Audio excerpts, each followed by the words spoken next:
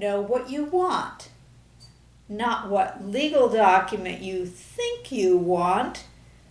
You wouldn't say, "Doc, I'd like a triple heart bypass." Know what result you want.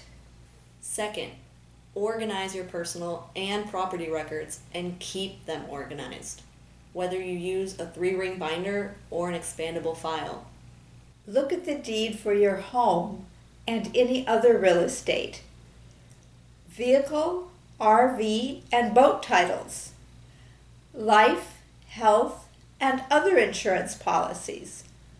Promissory notes for debts you owe or which are owed to you. Credit card agreements. The signature cards for and the amounts in your bank accounts. Your Social Security retirement benefits, expected or received, and your company pension plan. Your 401k or similar plan, and the most recent quarterly statement. Your IRAs and the most recent quarterly statements, and ownership and financial records of any oil and gas lease, partnership, or company in which you have an interest, and of course, your most recent tax returns, preferably for the past 7 years. If you've been in the military, keep your discharge record. Keep your marriage certificate and any divorce decree. If you weren't born here, keep your naturalization certificate. If you were, keep your birth certificate. The biggest waste of your money in preparing a will or a trust is you're not getting the documents together, not putting them in some sort of order, not reading them to see whether accounts and property are in the right name, and name the beneficiary you want. Only when this is done can your lawyer begin to work with you to achieve the result you want. It may take a few drafts of a will or trust for you and your spouse to agree. You will definitely want to review and may want to revise these and other documents every few years. Your situation, your needs, and your ideas will change. The law will change. But that's all part of the conversation. That's where your lawyer is valuable. Not nagging you to track down documents or rifling through a big open file you brought in.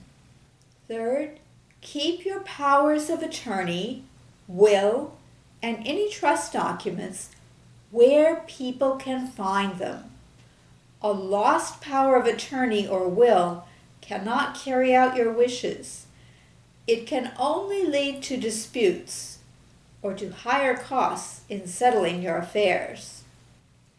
Once your documents are in order and you have a legally sufficient will, which provides for an independent administration and no bond, it's just a matter of a brief court appearance and filling out forms. Of course, it may take a law degree and some experience to understand how to complete and file the forms. Best of all, to save on both legal fees and taxes, start now. The earlier you start, the more you can do. Just-in-time planning is not planning. It's putting out a fire. Doing this when you are under stress, have trouble remembering things, and may not have time to fully consider your alternatives is a poor solution. There's always something you can do.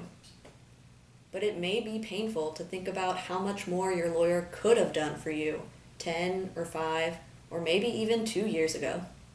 So get organized and stay organized. You'll pay yourself well for the time you spend by having to pay your lawyer less. We are the Garrett Law Firm, Elder Law Austin. We provide legal services to residents in Central Texas.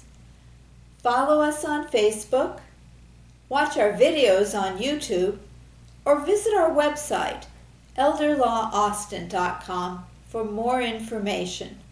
Those links will be provided beneath this video. Unlock your future.